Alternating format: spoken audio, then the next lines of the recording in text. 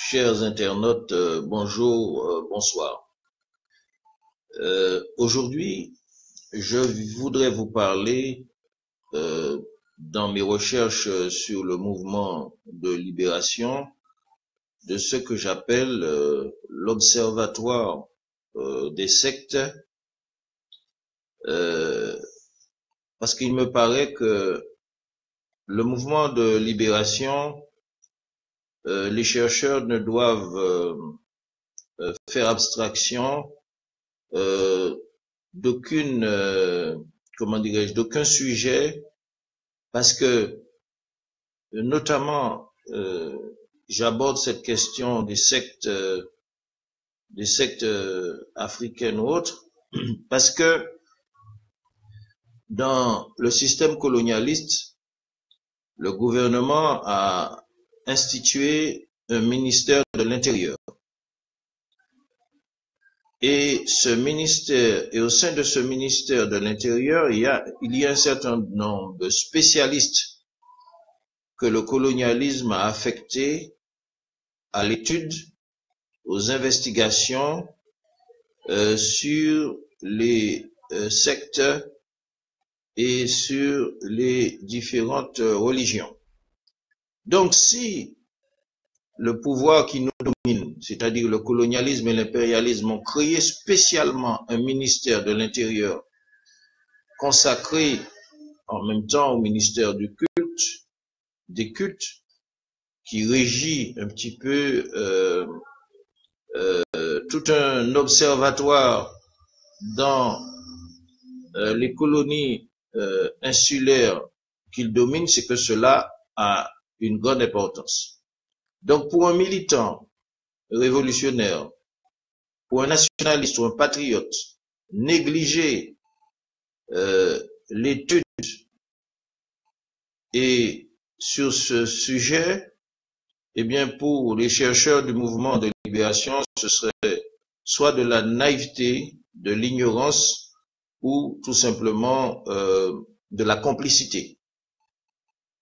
Et c'est pour ça que dans la phase d'étude et de recherche que nous faisons en amont au profit du mouvement de libération, nous devons aborder tous ces sujets. Premièrement,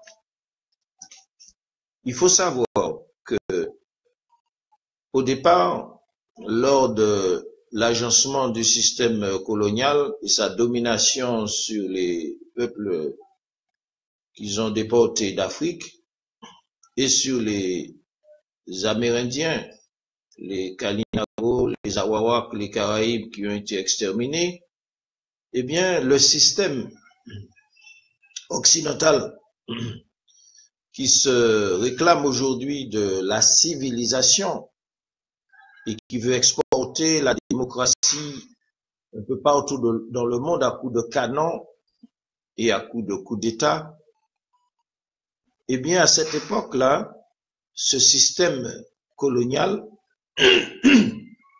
voulait détruire les croyances sectaires, les croyances spirituelles, religieuses des peuples premiers qui sont les Amérindiens, Kalinago, Awawa, Caraïbes, et aussi les croyances spirituelles et sectaires des déportés, des Africains qui vont être déportés en Amérique du Nord, au Brésil, dans toute l'Amérique du Sud et aussi aux Caraïbes. Donc, dans différentes vidéos, j'ai expliqué que il faut rajouter une complémentarité à la pensée matérialiste de Karl Marx, c'est que les colonialistes, il n'y avait pas seulement des préoccupations économiques, mais les préoccupations économiques du capitalisme, de l'impérialisme, étaient aussi basées sur des préoccupations de civiliser. Et civiliser, c'était christianiser, c'était détruire les croyances religieuses, spirituelles ou sectaires des peuples premiers qui ont habité l'Amérique et des déportés parmi les peuples africains. Et c'est pour cela que la résistance en Haïti a pris toute sa signification, puisque en Haïti, c'était des populations animistes et vaudous et des mahométans, parce qu'il ne faut pas oublier Makandal. Il y a eu pas mal de mahométans, et jusqu'aujourd'hui en Haïti, il y a des Haïtiens africains qui ne se sont jamais intégrés à la civilisation occidentale et qui parlent même leur langue sectaire et qui continuent à pratiquer la religion Congo ou la religion, comment dirais-je, leur spiritualité. Donc, à l'orée de l'implantation de la civilisation occidentale chez les Noirs en Amérique, il y a un conflit de civilisation. Et dans ce conflit de civilisation, vous avez des acteurs opposés qui étaient les missionnaires chrétiens, qui donc les alliés du colonialiste, et qu'il y avait les populations qui pratiquaient l'animisme, le vaudou et aussi des mahométans. Donc cela est très important, parce que le revers que nous avons subi à travers l'éducation nationale, c'est que l'éducation nationale coloniale française a effectué un ravalement dans la culture qu'elle disposait à enseigner, et elle a inculqué à toutes nos élites qui sont passées par là, qui sont aujourd'hui maîtres de conférences, qui sont aujourd'hui professeurs, qui sont aujourd'hui doctorants, qui sont aujourd'hui agrégés, comment dirais-je, l'éducation nationale, en fait, a vidé ces personnes qui sont des afrogénaires, assimilés, des descendants des Africains. Eh bien, ils ont été vidés de toute, comment dirais-je, toute intuition par rapport à la tradition, par rapport à la métaphysique, par rapport à la connaissance spirituelle et sectaire, qui fait l'essence même de la force de notre culture africaine, essentielle dans le combat qui oppose ces deux civilisations. Et justement, comme l'éducation nationale a créé une élite exsangue, c'est-à-dire exsangue spirituellement et exsangue de la tradition, elle a comblé ce vide par les connaissances maçonniques. Et c'est pour ça que l'éducation nationale ou les syndicats de l'éducation nationale, ce sont des ferments de la contre-spiritualité, et c'est pour ça que les obédiences maçonniques sont très implantées dans les structures coloniales, et c'est pour cela qu'il est important que je vous parle aujourd'hui de la nécessité pour le mouvement de libération d'avoir un observatoire par rapport aux sectes et aux spiritualités dans notre pays. Et j'ai dit que l'importance du fait résulte de l'intérêt pour ces problématiques du ministère de l'Intérieur. Donc il faut nous rappeler que il ne peut y avoir véritablement libération nationale sans désoccidentalisation. Et le processus de désoccidentalisation passe par justement la réappropriation de l'essence même de notre culture nègre, de notre civilisation. Et je suis bien placé pour vous en parler, puisque j'introduis ces notions que j'introduis dans le débat politique. Aujourd'hui, ce sont des notions tout à fait novatrices, parce que nos intellectuels, ils n'ont pas reçu, comme certains d'entre nous, une initiation d'Afrique. Donc, ils ne savent pas, quand on parle de ces sujets, ils ne savent pas de quoi on parle. Nos intellectuels ne connaissent pas leurs ancêtres. Ils ne connaissent pas la dimension, comment dirais-je, l'intériorité de leurs ancêtres et leur vision du monde, leur vision cosmique. Eh bien, nos intellectuels, ils vont vous parler de Montesquieu, de Rousseau, de Napoléon, de Descartes, de Victor Hugo et tout ça. Ce sont des gens qui, malgré eux, ont été aliénés. Ils parlent des ancêtres des Français. Lorsqu'ils parlent de Descartes, lorsqu'ils parlent de Rousseau, lorsqu'ils parlent de Montesquieu, lorsqu'ils parlent de Victor Hugo, ils parlent des ancêtres des Européens, dans la méconnaissance des leurs. Et c'est pour ça que je pense que ce débat est important, parce que aujourd'hui, l'impérialisme et le colonialisme qui nous contrôlent et nous dominent travaillent pour l'anéantissement des spiritualités qu'il connaît d'ailleurs, parce que le colonialisme s'est opposé au vaudou et au mahométan. Donc son but dans les Amériques et dans la Caraïbe, c'est d'essayer d'innover dans les universités. On a vu, j'ai parlé des innovations néo-africanistes. Quand je dis néo, pour que les gens puissent comprendre, faussement africanistes, issus de certaines universités de Poitiers et autres, et nous avons certains de ces ressortissants en Martinique, mais qui sont des gens vides spirituellement. Ce sont des gens qui sont tout simplement manipulés par les expériences qu'on fait en laboratoire, la franc-maçonnerie, parce que la franc-maçonnerie travaille sur la négritude, les Amériques, les Antilles-Guyane et le tiers-monde. Et donc, ces intellectuels, en fait, ils ont une conception africaniste qui est mécaniste, qui est matérialiste, mais ils ignorent effectivement tout le contenu initiatique et spirituel de leurs ancêtres. Et leur but, c'est de matérialiser, de rendre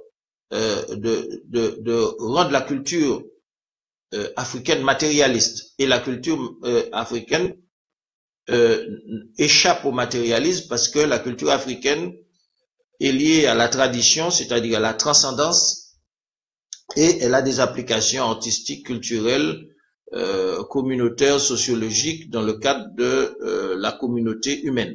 Donc, nous avons des sociologues ici en Martinique que le peuple doit les aider à faire leur autocritique et à faire leur rééducation, parce que ce sont des sociologues qui perpétuent le travail de rendre matérialiste la culture africaine. Et ça, c'est très grave. Alors que, de notre côté, le colonialisme et le sionisme travaillent pour essayer d'assécher les Amériques et la Caraïbe des racines vaudouisantes et mahométanes qui ont contribué à un combat historique depuis la déportation contre l'instauration de la civilisation et le système occidental. Donc, le but aujourd'hui du système, c'est de créer les conditions de vider les intellectuels de l'éducation nationale occidentale par l'ignorance spirituelle africaine et de leur remplir de remplir ces cerveaux par des conceptions mécanistes pour rendre matérialiste la culture africaine. Et en secret, le colonialisme organise des sectes aussi, des contre-sectes, pour contrer dans la Caraïbe et aux Amériques comment dirais-je, la résurgence des sectes des Africains vaudouisants et mahométans qui ont combattu férocement durant des siècles l'implantation de la culture occidentale et c'est ce qui a conduit aussi à la victoire des Haïtiens qui a contribué à la première République noire. Il faut savoir que dans les Haïtiens, il y a plusieurs ethnies. Il y a différentes composantes qui ne viennent pas uniquement du Dahomey, qui viennent de différentes régions d'Afrique. Et je rappelle que Makandal est un Mahométan dont la littérature occidentale n'a pas tellement parlé. Il y avait Boukman aussi en Haïti. Donc le but de l'Occident, c'est de créer des nouvelles sectes, qui sont des nouvelles sectes africaines, pour les répandre dans la Caraïbe et en Amérique latine, pour essayer d'écraser, de gommer toute résurgence de la spiritualité africaine vaudouisante et mahométane, qui est foncièrement anti-occidentale et dont l'objectif c'est de désoccidentaliser la Caraïbe et les Amériques. Donc c'est très important d'expliquer cela pour que l'on comprenne, parce que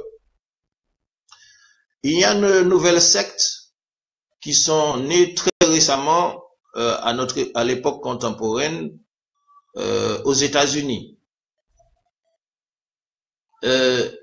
Et donc, il faut savoir que les États-Unis, c'est un foyer, un laboratoire du sionisme où de nouvelles sectes ont été envoyées dans les Caraïbes tout récemment à travers différents comment dirais-je, différents plans que progressivement les internautes, l'auditoire découvrira de lui-même. Bon, mais il faut savoir que on ne peut pas mener à bien notre travail d'information dans le cadre du mouvement de libération sans un observatoire du mouvement de libération au sujet des sectes. Quelle secte, quelle spiritualité œuvre pour la désoccidentalisation, contre l'impérialisme, contre le colonialisme et contre le sionisme? Et quelle secte œuvre dans le plan, et quelle spiritualité œuvre dans le plan du système occidental, très vraisemblablement manipulé par la CIA, le Mossad, etc., etc. Et Israël est derrière cette...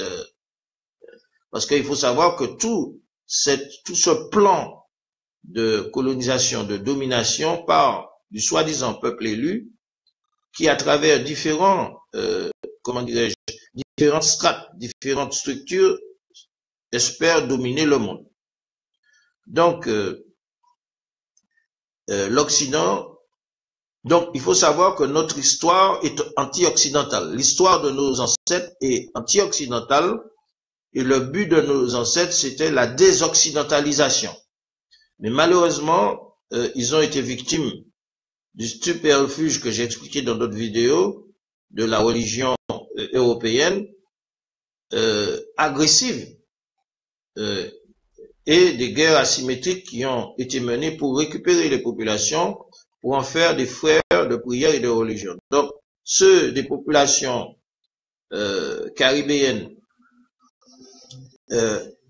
assimilés, aliénés, qui sont devenus des frères de prière et frères de religion des colonialistes, eh bien, pour elles, ils n'avaient aucun intérêt de combattre le colonialisme, puisque le colonialisme était devenu frère de prière et de religion. Donc, il faut bien intégrer ce processus pour comprendre que le double rôle des sectes qui sont pro-impérialistes et des sectes, des spiritualités qui sont anti-impérialistes. Nous devons gérer ça dans le cadre de notre mouvement de libération, et les intellectuels sont carrément ignorants de ces choses-là, puisque vu la formation qu'ils ont reçue. Donc ce que je veux dire, peut-être cette vidéo on va la faire en plusieurs, c'est que actuellement, à partir des laboratoires du sionisme qui se trouvent en Amérique, comment dirais-je, qui sont domiciliés dans les universités occidentales et européennes, eh bien, la préoccupation du système, c'est de créer des opportunistes qui exploitent l'Afrique, le panafricanisme et certains pays importants du point de vue aussi du christianisme de l'Afrique. Et donc, l'ennemi colonial et impérialiste va contribuer à développer des nouvelles sectes. Et donc, nous devons savoir que le pouvoir colonial, il est complice de l'œuvre du sionisme à la fabrication de nouvelles sectes à partir des USA. Et c'est pour ça que dans chaque colonie, il y a un pouvoir, il y a un relais du pouvoir régalien qu'on peut dire qu'il y a une autorité qui représente l'État français dans chaque colonie, pour ne pas le nommer, c'est la préfecture. Donc la préfecture, en fait, cumule et rassemble les pouvoirs du ministère de l'Intérieur, qui est le ministère du culte, chargé de gérer à son profit, au profit du colonialisme, tout développement, tout phénomène spirituel ou sectaire. Et c'est le but, et nous appelons cela le traitement colonial des religions. Le système colonial, à travers ses relais préfectoraux, a pour but d'organiser le traitement colonial des religions. J'ai parlé comment, même en Algérie, eh bien, le système colonial avait organisé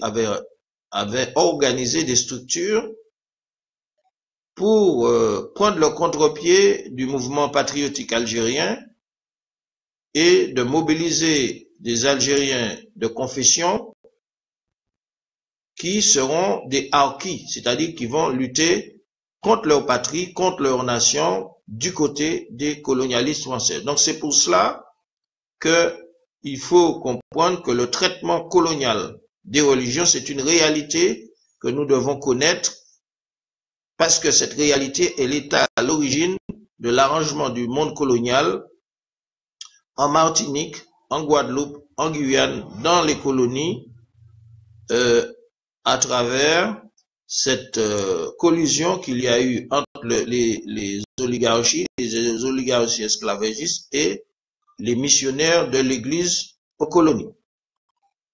Donc, alors, pourquoi faut-il, en tant que chercheur du mouvement de libération, étudier les mouvements sectaires?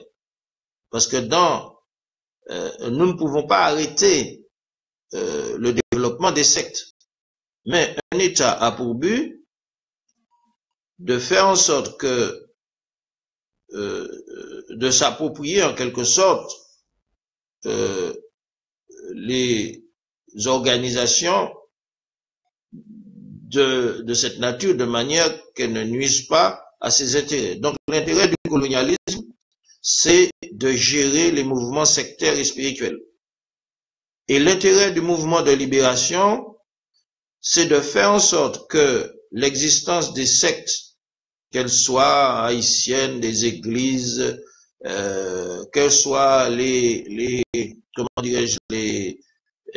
communautés ou les sectes musulmanes qui sont sur le sol national, ne contrarient pas les objectifs de libération nationale, les objectifs patriotiques et les objectifs nationaux. Et c'est pour cela qu'un mouvement de libération doit avoir la capacité, de par ses investigations, de savoir qui est qui fait quoi en matière religieuse ou en matière sectaire.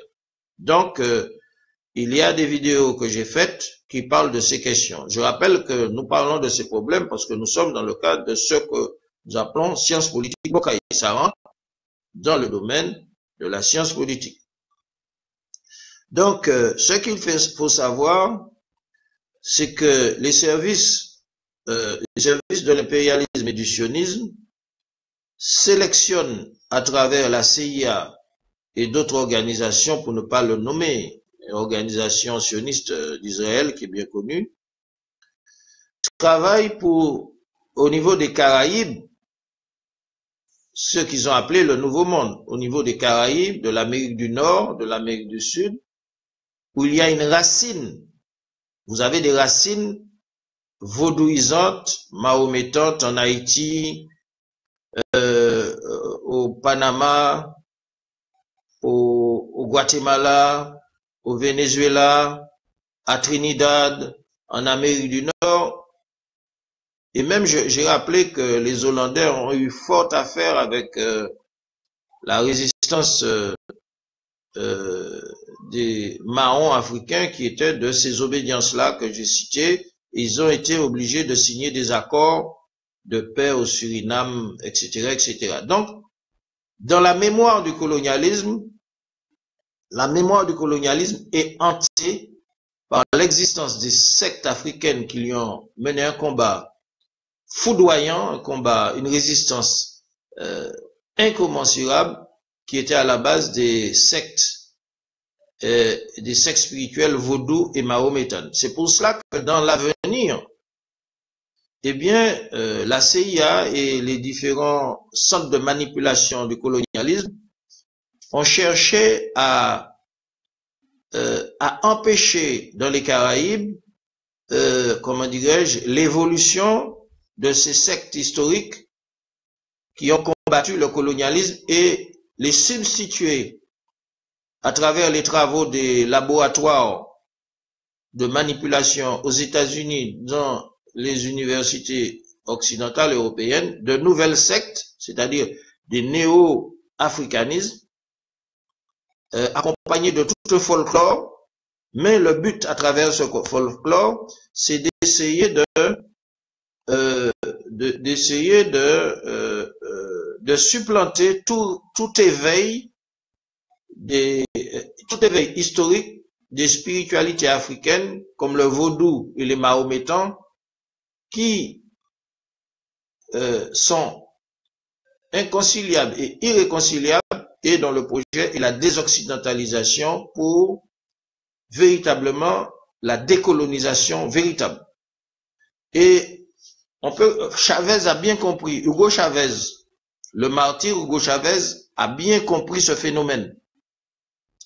Et c'est pour cela que Hugo Chavez et comme Maurice Bishop, ils ont été très soucieux que les Rastafari ne soient pas récupérés par la CIA et par le Mossad.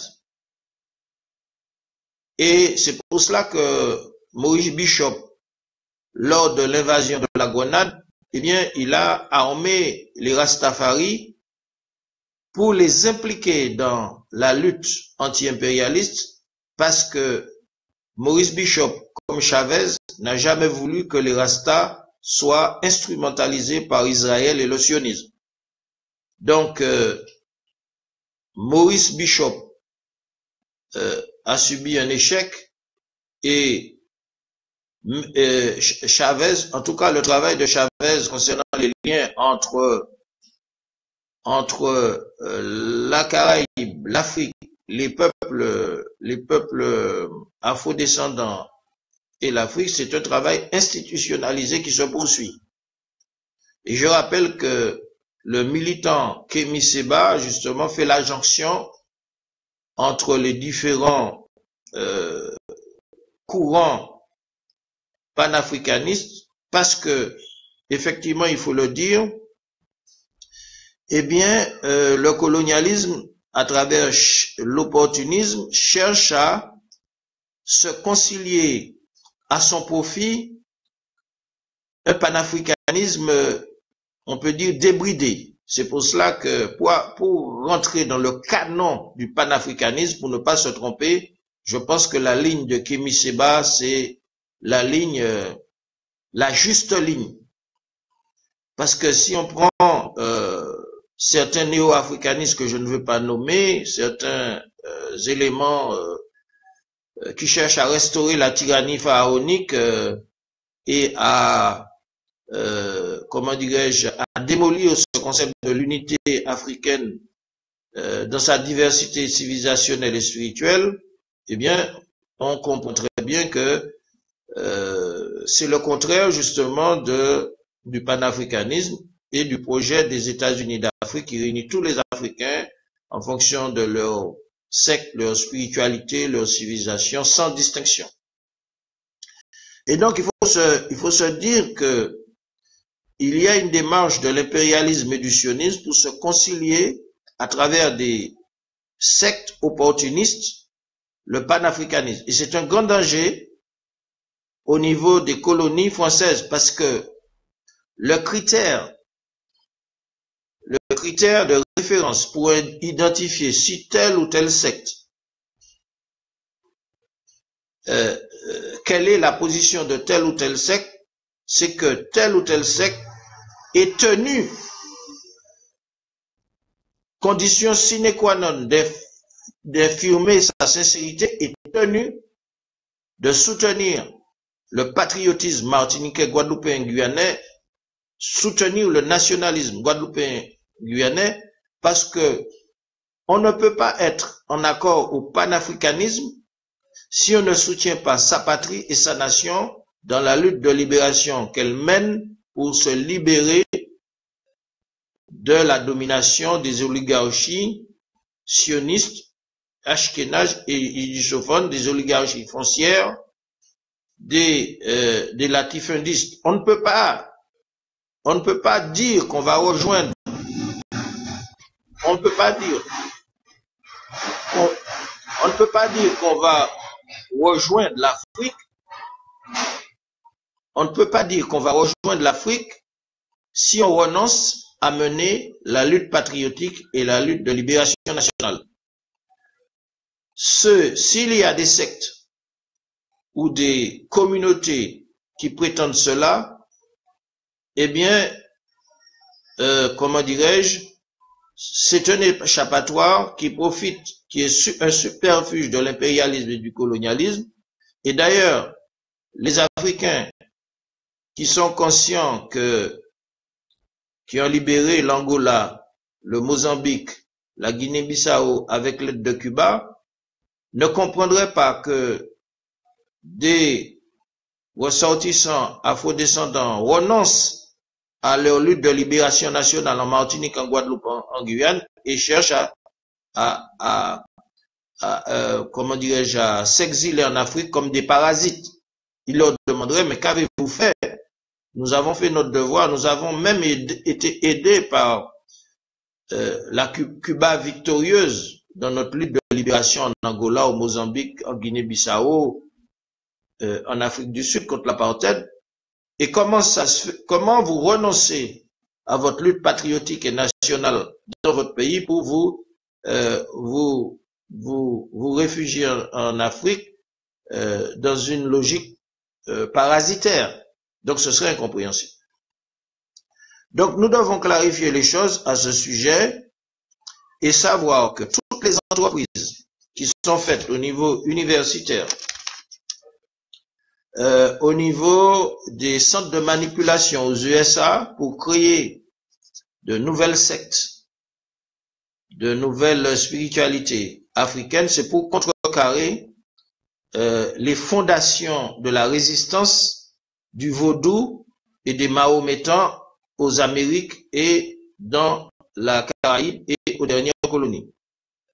Parce que j'ai dit que il y a le sionisme et les centres de manipulation de la CIA créent des nouvelles sectes panafricaines qui se concilient l'Occident, qui se concilient la société coloniale. Mais les spiritualités du vaudou vrai et les spiritualités mahométanes sont dans une dynamique inconciliable et irréconciliable avec le colonialisme et l'impérialisme, parce que l'objectif, c'est le même objectif de départ pour l'arrivée, c'est-à-dire la prise du pouvoir, la décolonisation totale des colonies insulaires. Et donc, il faut savoir que sans les nommer, il y a l'intervention du sionisme dans cette affaire, l'intervention des loges qui sont à l'origine de la création de nouvelles sectes folkloriques. Et il y a un double jeu dans cette manipulation parce que l'Occident a, à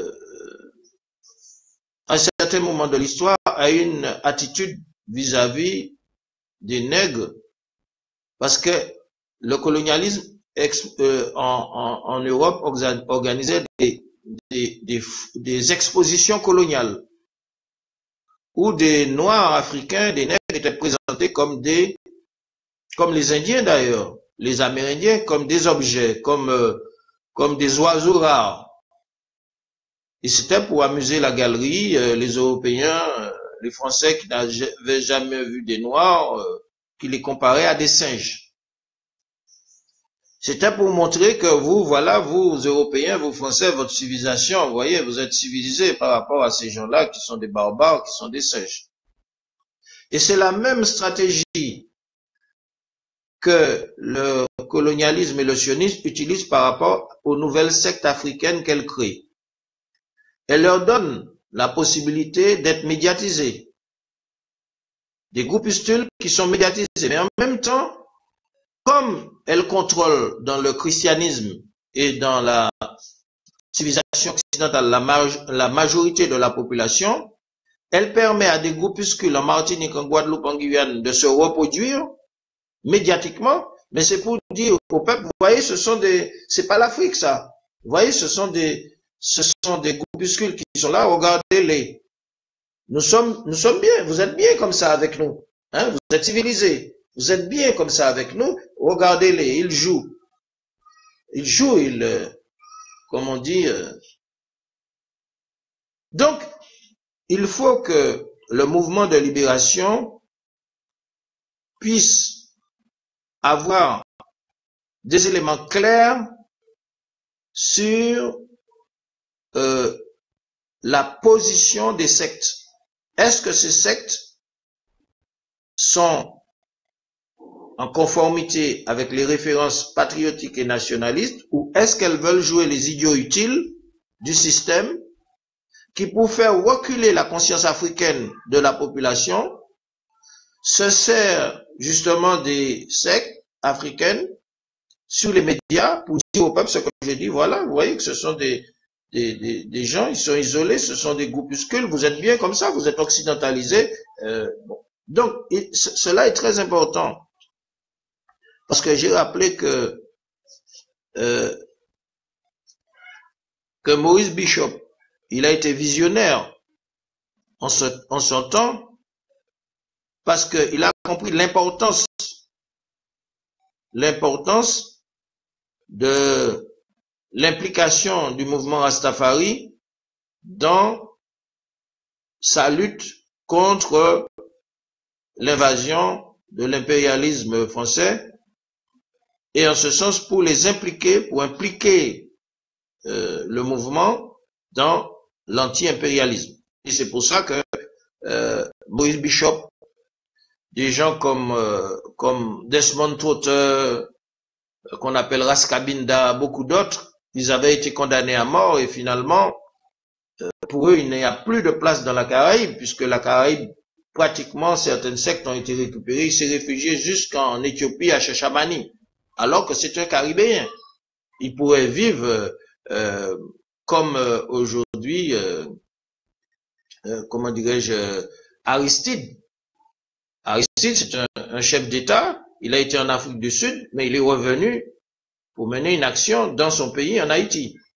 Donc, Desmond Tutu, Rascabinda, qui est exilé en Haïti, si la situation, qui est exilé en Éthiopie, à Chachamani, si la situation était favorable à son retour dans la Caraïbe, comment dirais-je, dans son pays, il serait rentré. Donc c'est parce que la situation n'est pas mûre aux Caraïbes, vu que la plupart des sectes sont récupérées par le système colonial et néocolonial.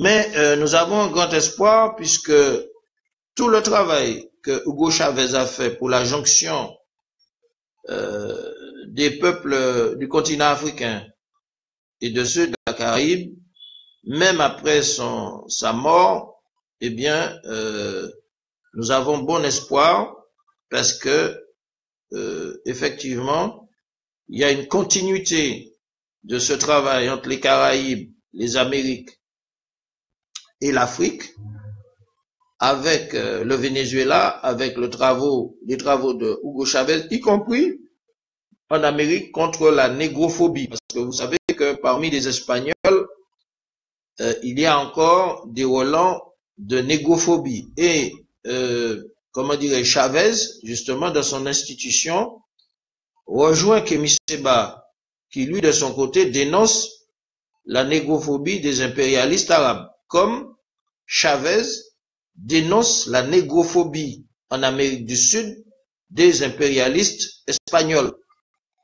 Donc, ce que je dis est très important, que les Martiniquais puissent comprendre que ces éléments que je vous donne là, eh bien, nos sociologues, nos intellectuels, qui ne sont pas des stratèges, ni politiques, ni militaires, n'ont pas ces éléments-là pour mener le combat, pour être à la hauteur du combat que notre peuple doit mener pour retrouver sa souveraineté, son autodétermination. Et c'est pour cela d'ailleurs que politiquement, les éléments formés par l'éducation nationale, ils font fonctionner les administrations françaises en Martinique. Ils ont du cursus, ils ont un savoir technologique et matérialiste, ils ont certaines compétences, mais pour servir en tant que domestique. Domestique, c'est pour ça que nous parlons de culture de domesticité, ils n'ont pas une culture de gouvernement. Et c'est pour cela que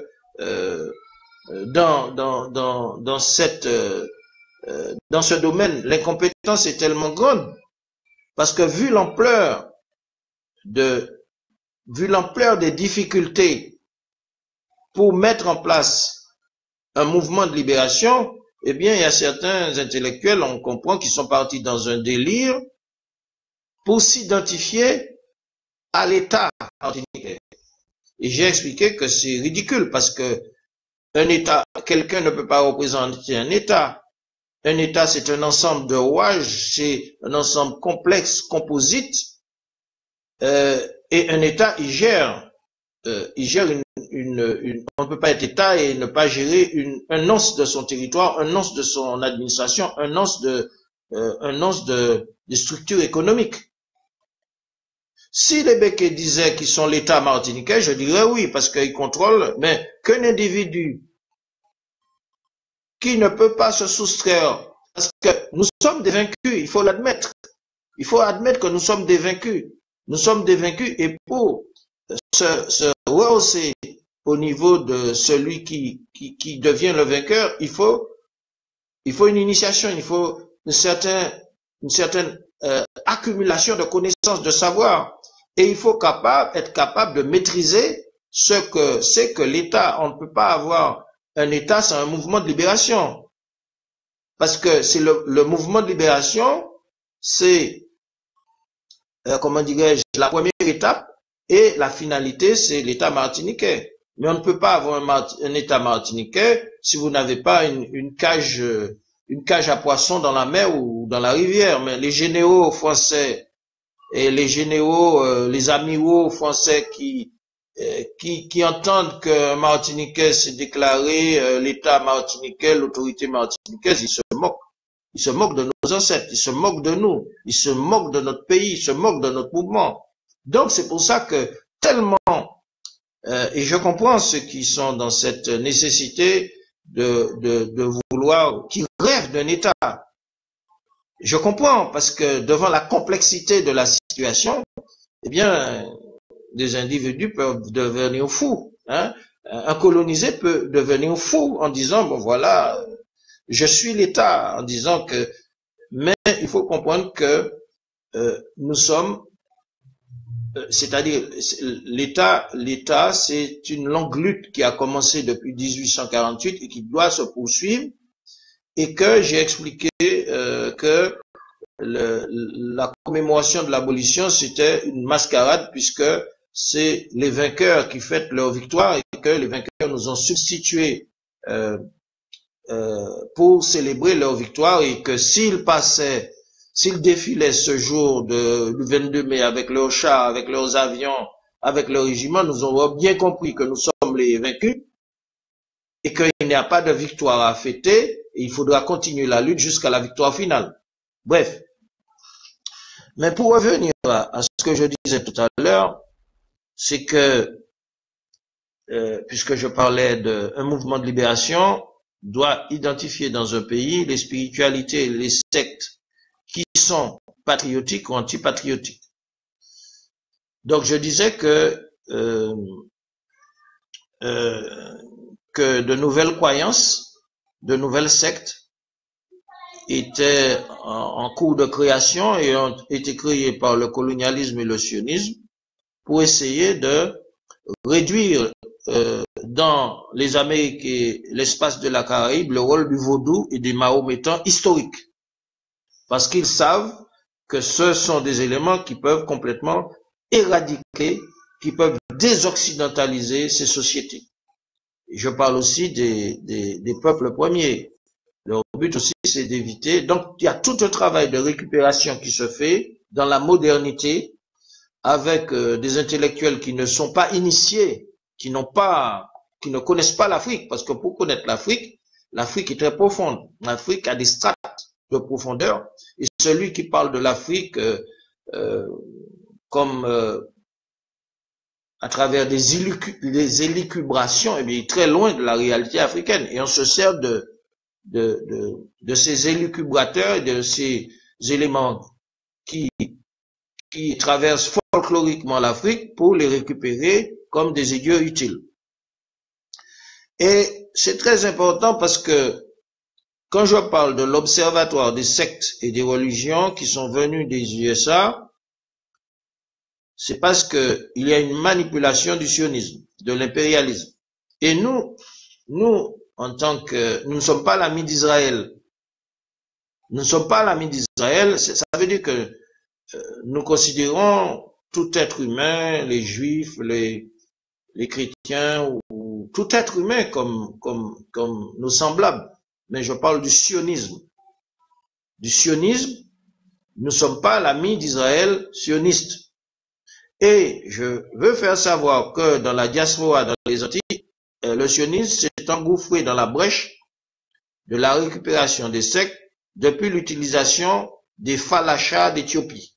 Il y a une propagande qui a été faite à un certain moment lorsque Israël s'est trouvé isolé par rapport aux luttes de libération du tiers-monde, et surtout de par l'émergence de Frantz Fanon comme le leader qui avait été nommé comme leader des peuples, leader du GPRA. Donc Frantz Fanon a contribué à faire l'union entre les peuples orientaux et les peuples africains.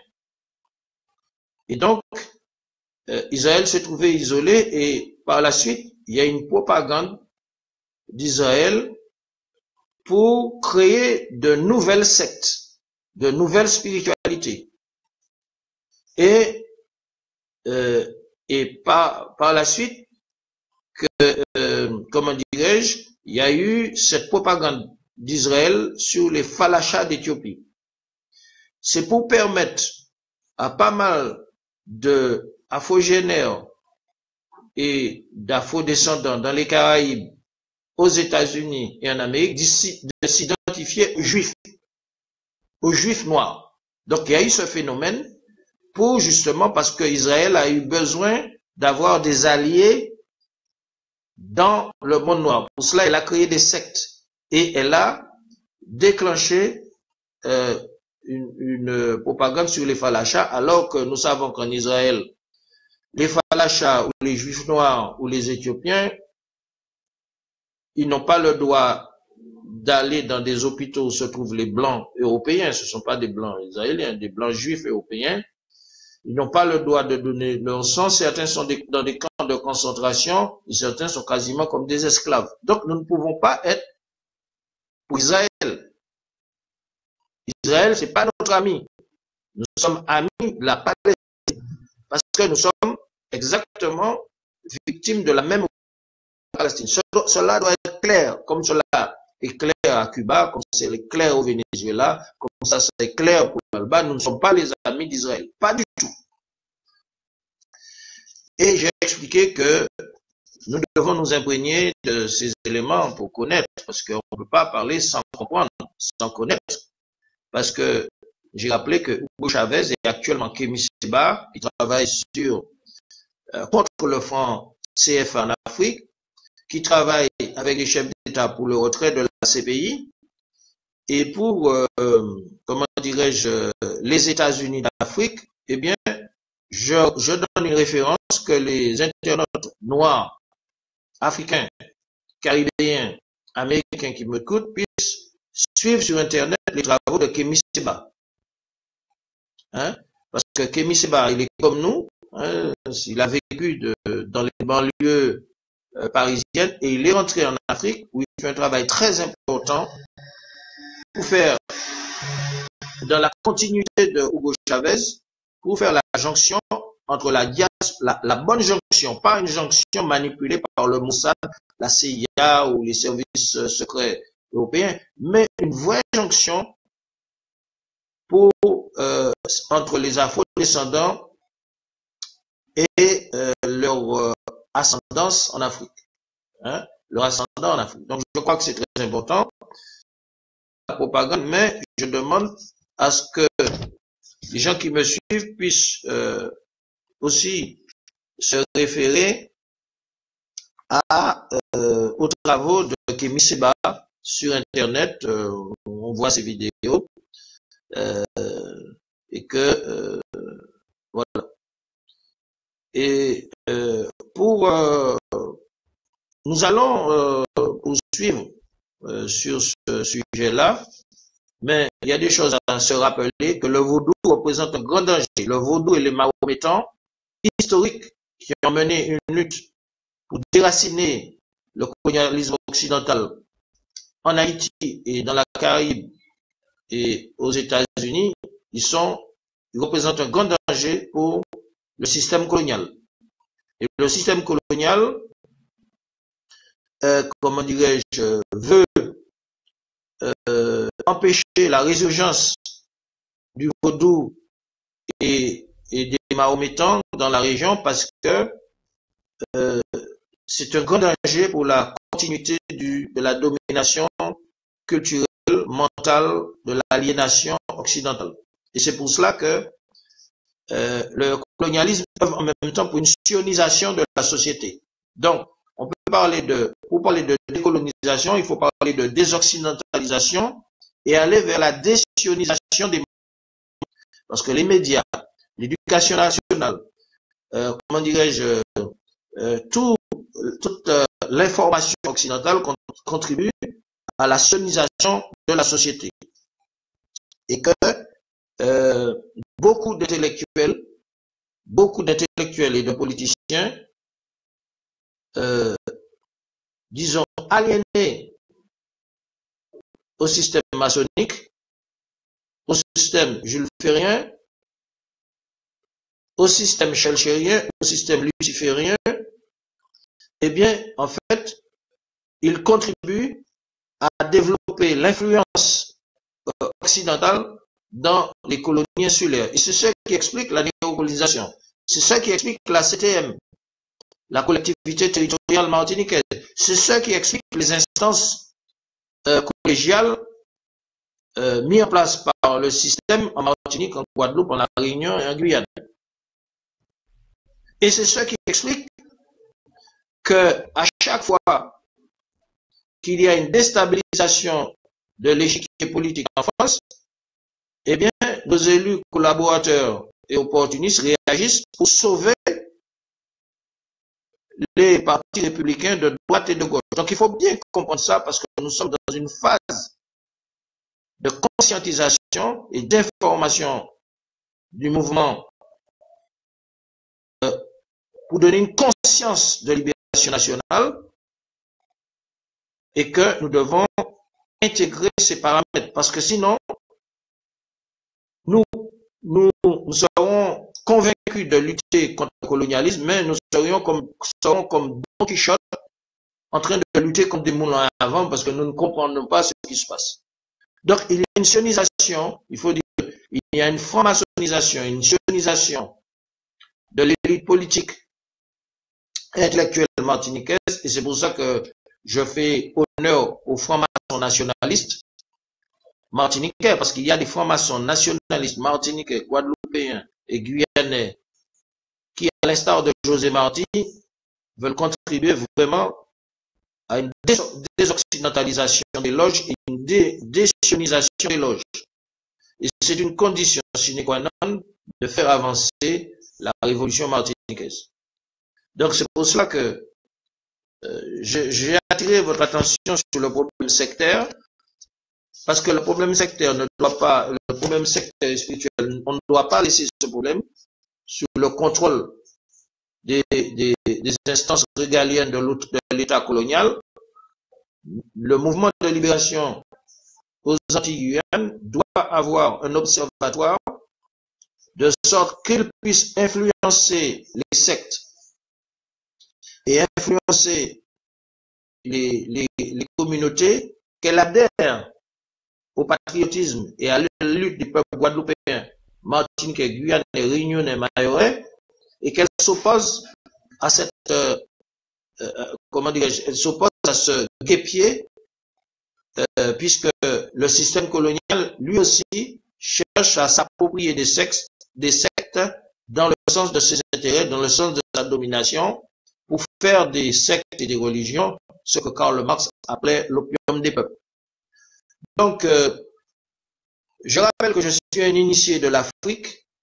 Hein, j'ai vécu au profond de l'Afrique et j'ai reçu ma formation des vieux. Et en Afrique, on vous dit que quand un vieux meurt, c'est une bibliothèque qui disparaît. Donc, je termine cette émission par un hommage aux vieux africains qui m'ont enseigné, qui sont vivants et qui sont morts. Et qu'il faut que les Antillais sachent qu'il n'y a pas de distance matérielle entre nous et l'Afrique.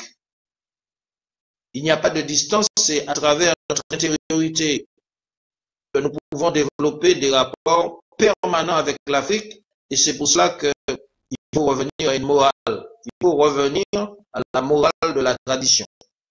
Sans intégrer, sans que l'homme ou la femme antillaise puisse intégrer la morale de la tradition, eh bien, les forces africaines ne peuvent pas s'investir dans son intériorité si son intériorité n'est pas épurée.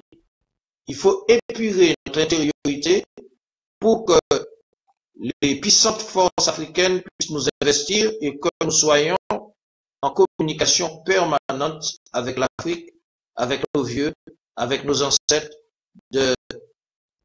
qui sont vivants et qui sont pas morts, qui sont vivants.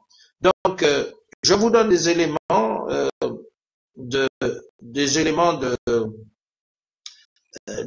pour vous mettre la puce à l'oreille que notre combat, ce n'est pas un combat matérialiste, parce que nous devons reprendre le flambeau de nos ancêtres avec les connaissances dont ils disposent, que normalement nous devrions hériter. Eh bien, chers internautes, chers auditeurs, bonjour, bonsoir, à la prochaine vidéo.